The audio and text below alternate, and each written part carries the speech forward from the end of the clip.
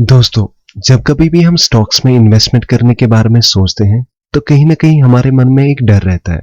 वो शायद इस वजह से क्योंकि हम हमेशा से एक चीज़ सुनते आ रहे हैं, stock investments are subject to market risk. जिसे आसान शब्दों में समझा जाए, तो इसका मतलब ये है कि अगर आप स्टॉक्स में इन्वेस्टमेंट कर रहे हैं, तो आपको रिस्क के लिए तैयार रहना चाहिए, क्योंकि स्टॉक्स प्राइस में हमेशा उतार-चढ़ाव होता रहता है।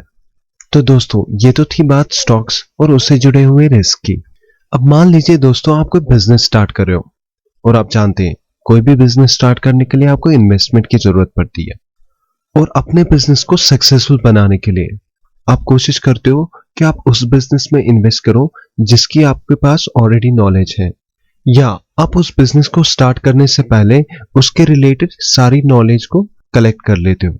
मान लीजिए आप क्लोथिंग का बिजनेस स्टार्ट कर रहे हैं, तो बिजनेस स्टार्ट करने से पहले आप सबसे पहले ये जानने की कोशिश करेंगे कि आप कौन सा ब्रांड किस मैन्युफैक्चरर से लेने जा रहे हैं और उस ब्रांड की मार्केट में क्या डिमांड है। ऐसे रिसर्च करने के बाद आपके प्रॉफिट के चांसेस इंक्रीज हो जाते हैं और अकॉर्डिंगली बिजनेस रिस्क बहुत ही कम हो जाते हैं। दोस्तों, आप किसी भी तरीके की कोई भी इन्वेस्टमेंट करते हैं तो रिस्क हमेशा रहता है, और अगर आप प्रॉपर रिसर्च और एनालिसिस करते हैं तो अपने इन्वेस्टमेंट से जुड़े होने वाले रिस्क को आप कम कर सकते हैं। सेम रूल स्टॉक्स में भी अप्लाई होता है। अगर आप स्टॉक्स में प्रॉपर रिसर्च और एनालिसिस के बाद इन्वेस्ट करते हैं तो आपकी इन्वेस्टमेंट पे रिस्क ऑटोमेटिकली कम हो जाता है। इनफैक्ट आपके रिटर्न्स के चांसेस बढ़ जाते हैं। तो दोस्तों, अपने स्टॉक से रिलेटेड नॉलेज को इंक्रीज करने के लिए और ये जानने के लिए कि हमें कब, कैसे और कहां इन्वेस्ट करना चाहिए, इस सब को जानने के लिए आज हम बात करने जा रहे हैं बुक सिक्योरिटी एनालिसिस के बारे में, जिसे बेंजामिन ग्राहम और डेविड डॉट ने लिखा है।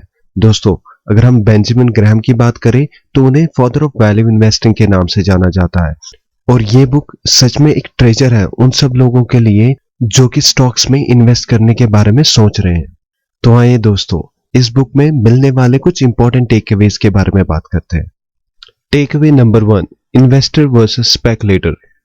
बेंजामिन ग्राहम कहते हैं, an investment operation is one which upon thorough analysis promises safety return of principal and a satisfactory return. Operation not meeting these requirements are speculative. इसका मतलब ये है कि सही इन्वेस्टमेंट वही है जिसमें आप सभी अवेलेबल फैक्टर्स को अच्छे से स्टडी करो और उसके बाद ही आप इन्वेस्टमेंट करते हो। आप साथ ही साथ ये मेक श्योर करते हो कि जो भी आपने इन्वेस्टमेंट की हुई है उसका प्रिंसिपल अमाउंट सेफ रहे और साथ ही साथ आपको एक एट द एंड अच्छा रिटर्न भी मिल पाए। जो भी ऑपरेशंस उन क्राइटेरियाज को मीट नहीं करते उन्हें स्पेकुलेशन कहा जाता है। इसे और ज्यादा सिंपल किया जाए तो इन्वेस्टिंग मतलब आप अपने पैसे को इस एम के साथ इन्वेस्ट करते हो कि आगे जाके फ्यूचर में आपको एक अच्छा रिटर्न मिले और आपका प्रिंसिपल अमाउंट सेफ रहे। ये एक लॉन्ग टर्म प्रोसेस होता है, 3 साल, 5 साल या मे बी 10 साल। और दूसरी साइड से स्पेकुलेशन की बात करें तो यानी आप अपने पैसे को गैम्बल करते हो इस एम के साथ कि आपको जल्दी से जल्दी बहुत ही हाई रिटर्न मिले, मे बी डेज या आवर्स में। स्टॉक ट्रेडिंग स्पेकुलेशन की एक बेस्ट एग्जांपल मानी जा सकती है। Take away number 2, quantitative analysis versus qualitative analysis. दोस्तों, आपकी इन्वेस्टमेंट की जर्नी में एनालिसिस बहुत ही इंपॉर्टेंट रोल प्ले करते हैं। इसलिए ऑथर हमें सजेस्ट करते हैं कि हमारे एनालिसिस दोनों क्वांटिटेटिव और क्वालिटेटिव होने चाहिए। क्वांटिटेटिव एनालिसिस की बात करें तो उसमें हमें चाहिए कि हम कंपनी के कैपिटलाइजेशन को जानें, उसकी अर्निंग्स और डिविडेंड्स को आइडेंटिफाई करें, कंपनी के क्या एसेट्स और कितनी लायबिलिटीज हैं ये जानने की कोशिश करें, और आखिर में कंपनी के ऑपरेटिंग स्टैटिक्स किस ओर जा रहे हैं ये भी जानना बहुत इंपॉर्टेंट है। अब हम बात करते हैं क्वालिटेटिव एनालिसिस की।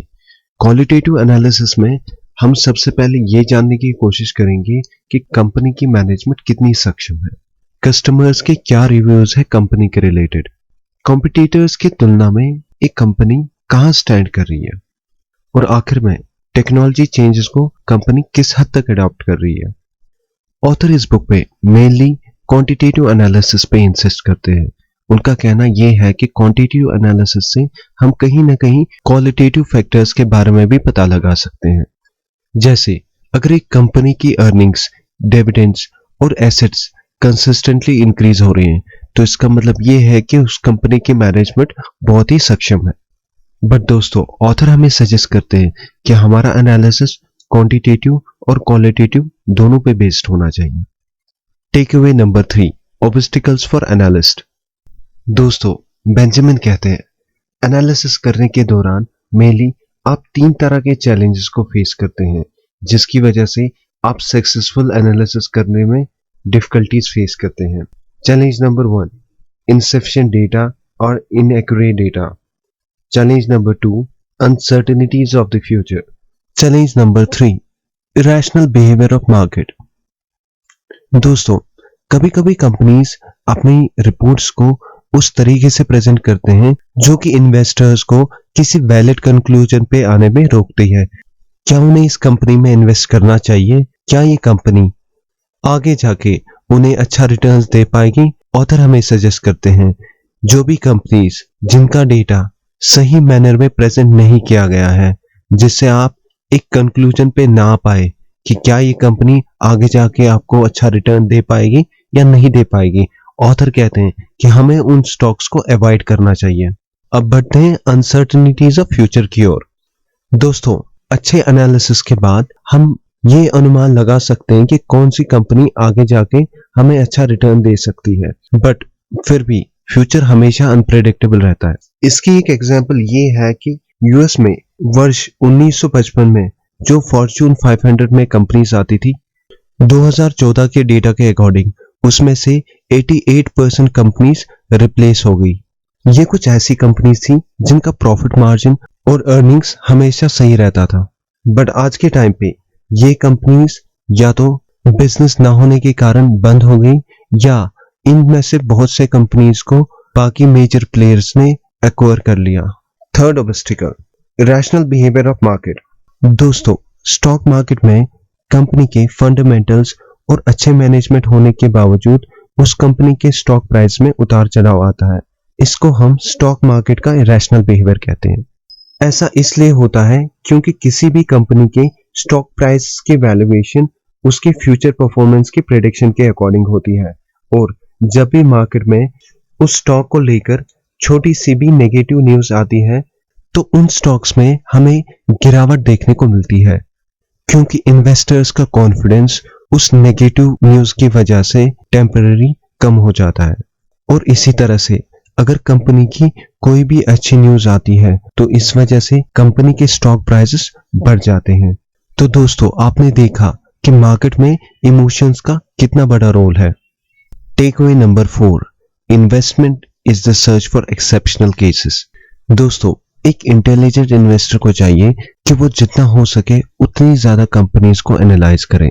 मैक्सिमम टाइम वो इस कंक्लूजन पे आएंगे कि बहुत सारी कंपनीज उनका प्रिंसिपल अमाउंट सेफ नहीं रख पाएंगी और साथ ही साथ उन्हें अच्छा रिटर्न भी नहीं मिल पाएगा उन कंपनीज से, बट इवेंचुअली उन्हें एक स्ट्रॉन्ग एनालिसिस के बाद ऐसी कंपनी जरूर मिलेगी जो कि उन्हें कॉन्फिडेंस देगी कि उनका प्रिंसिपल अमाउंट सेफ है और साथ ही साथ उन्हें फ्यूचर में एक अच्छा रिटर्न भी मिलेगा।